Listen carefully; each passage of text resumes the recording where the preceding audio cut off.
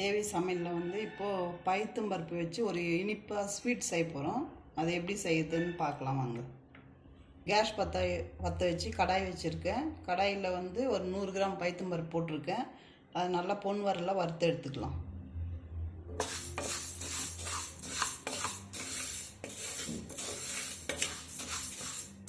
எண்ணெய் ஊற்றாமல் வறுத்து எடுத்துக்கலாம்.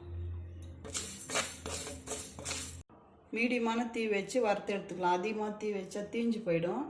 அதனால் ஸ்லோவாக வச்சு வறுத்து எடுத்துக்கலாம்.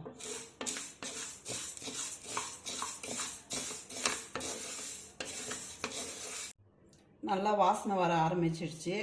வாசனை வந்தாவே வறந்துடுச்சுன்னு அர்த்தம். இப்போ அதுக்கப்புறம் ஒரு 2 நிமிஷம் வறுத்துக்கலாம். வாசனை வந்த பிறகு பைத்தம்பருப்பு நல்லா வறந்துச்சு. இப்போ கேஸ் ஆஃப் பண்ணிக்கலாம். குக்கர் வச்சுருக்கேன். அந்த குக்கரில் போட்டு 2-3 வாட்டி கழுவி எடுத்துக்கலாம். அந்த பருப்பு கழுவி எடுத்துன்னு வந்துட்டேன். இப்போ வந்து 200 கிராம் தண்ணி ஊற்றிக்கலாம். 100 கிராம் பருப்பு இது வறுத்து கழுவிட்டு குக்கரில் போட்டு வச்சுருக்கேன். இப்போ 200 கிராம் தண்ணி ஊற்றிக்கலாம். பச்சை தண்ணி தான் ஊற்றியிருக்கேன், ஒரு 200 கிராம் தண்ணி. இப்போ மூடி போட்டு 3 விசில் வச்சு எடுத்துக்கலாம். பைத்தம்பருப்பு வந்து ஒரு 3-4 விசில் வச்சு வேக வச்சு இறக்கி வச்சுட்டேன். இப்போ ஒரு கடாய் வச்சுருக்கேன். கொஞ்சமாக எண்ணெய் ஊற்றிக்கலாம். கோல்டு வினர் ஊற்றிக்கலாம். கொஞ்சமாக இந்த அளவு போதும். ஒரு 50 கிராம் ரவை போட்டு வறுத்துக்கலாம் அந்த எண்ணெயில்.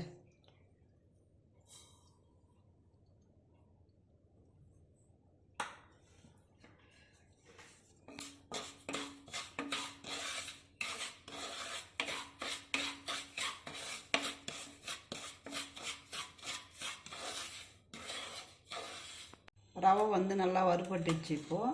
இப்போ வந்து ஒரு 1/4 மூடி கொப்பரை தேங்காய் எடுத்து திருவி வச்சுருக்கேன். அதுவும் இதில் போட்டு வறுத்துக்கலாம்.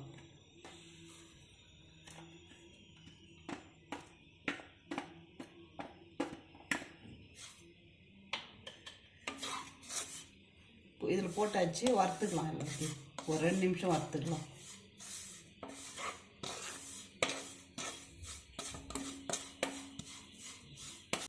இப்போ ரவையும் கொப்பரை தேங்காயும் நல்லா வறுபட்டுச்சு. பைத்தம்பருப்பு நல்லா வேக வச்சாச்சு. 4-5 விசில் வச்சு இப்போ இதில் ஊற்றிக்கலாம்.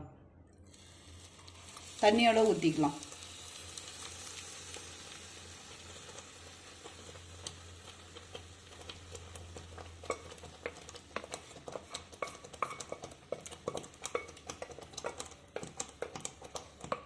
பெரிய கிளாஸில் 2 கிளாஸ் தண்ணி ஊற்றிருக்கேன்.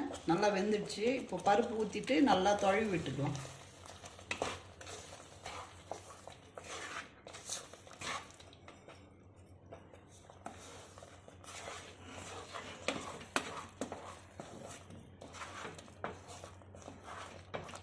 இந்த ரவெல்லாம் கொஞ்ச நேரம் வேகட்டும், ஒரு 5 நிமிஷம்.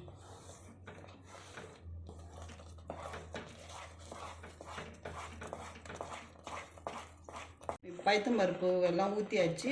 கொஞ்சம் தண்ணி ஊற்றி அலசி ஊற்றிட்டேன். குக்கரில் ஒரு 1/4 கிளாஸ் தண்ணி ஊற்றி நல்லா தொழி விட்டுன்னு இருக்கேன். ஒரு 2 நிமிஷமாக தொழி விட்டுன்னு இருக்கேன். ரவை நல்லா வெந்துட்டுருக்கோம். இப்போ வந்து 100 கிராம் வெல்லம் போட்டுக்கலாம். கரெக்டாக இருக்கும். சில பேர் அதிகமாக போட்டுப்பாங்க. வேணும்னா எங்களுக்கு 1 கிளாஸ் போட்டால், இப்போ 100 கிராம் போட்டாலே எங்களுக்கு கரெக்டாக இருக்கும். அதனால் 100 கிராம் போட்டுக்கிறேன்.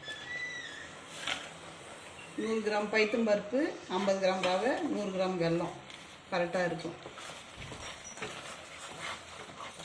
தீ கம்மியாக வச்சுக்கலாம். இப்போது வெல்லம் போட்ட பிறகு தீ கம்மியாக வச்சுக்கணும்.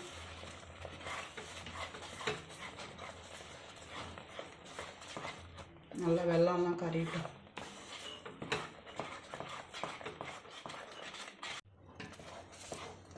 வெல்லம் போட்டு நல்லா கலக்கி விட்டாச்சு.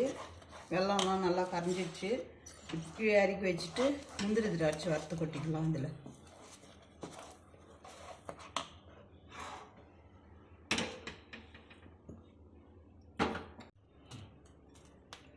குட்டி கரண்டி வச்சுருக்கேன். காஞ்சிடுச்சு. இப்போ நெய் ஊற்றிக்கலாம். ஒரு 50 கிராம் நெய் ஊற்றிக்கலாம்.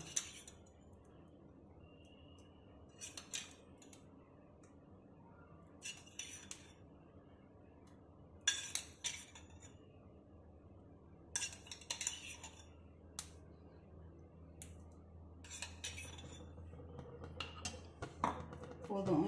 நெய் ஊற்றிட்டேன், காயட்டும் நெய். இப்போ நெய் காஞ்சிடுச்சு. முந்திரி திராட்சை அதில் போட்டுக்கலாம்.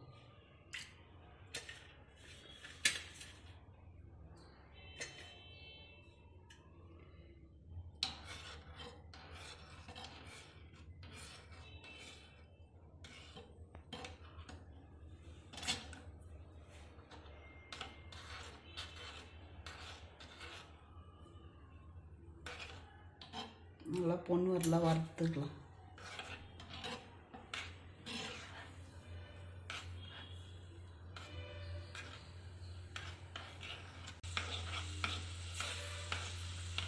முந்திரி திராட்சை நல்லா வறுந்துச்சு. அந்த ஸ்வீட்டில் எடுத்து கொட்டிக்கலாம் முந்திரி திராட்சை.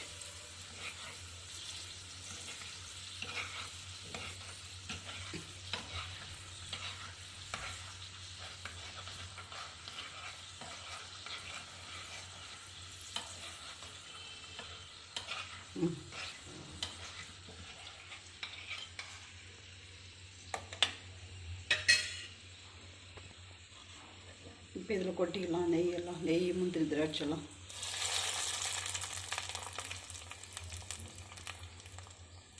முந்திரி திராட்சை எல்லாம் வறுத்து கொட்டியாச்சு. இப்போ ஏலக்காய் நுணுக்கி வச்சுருக்கேன், ஒரு 4 ஏலக்காய், அதையும் கொட்டிக்கலாம் அதில். இப்போ ஒரு 5 நிமிஷம் சிம்மில் வச்சு தொழி விட்டுக்கலாம்.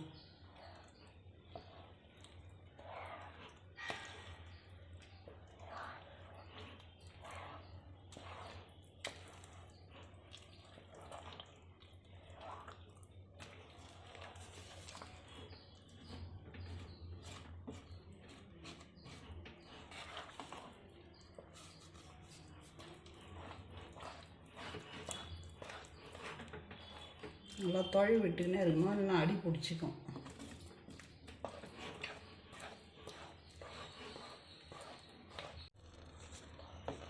நெய் முந்திரி திராட்சைலாம் வறுத்து கொட்டினேன். அப்புறம் ஏலக்காய் ஒரு 4 நசுக்கி போட்டாச்சு. எல்லாத்தையும் போட்டு நல்லா தொழி விட்டுருக்கு 5 நிமிஷம். நல்லா அல்வா மாதிரி வந்திருக்கு. இன்னும் ஒரு நிமிஷம் இருக்கட்டும். இந்த மாதிரி வரணும். நம்மளுக்கு வேணும்னா ஒரு தட்டில் நெய் தடவிட்டு கேக் மாதிரி கட் பண்ணிக்கலாம் ஆறின பிறகு. இல்லைன்னா அப்படியே கூட வச்சுக்கலாம், நம்ம இஷ்டம்தான். நீங்களும் ட்ரை பண்ணி பாருங்கள். பிடிச்சிருந்தா லைக் பண்ணுங்கள்.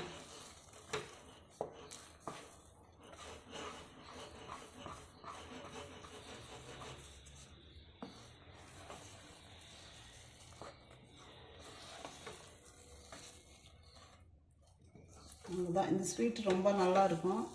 நீங்களும் செஞ்சு சாப்பிட்டு பார்த்துட்டு கமெண்ட் பண்ணுங்கள். பைத்தம்பருப்பு வச்சு ஒரு ஸ்வீட் பண்ணியாச்சு. இது ரொம்ப டேஸ்ட்டாக இருக்கும். நீங்களும் ட்ரை பண்ணி பாருங்கள். உங்களுக்கு பிடிச்சிருந்தா லைக் பண்ணுங்கள், ஷேர் பண்ணுங்கள், சப்ஸ்கிரைப் பண்ணுங்கள், கமெண்ட் பண்ணுங்கள்.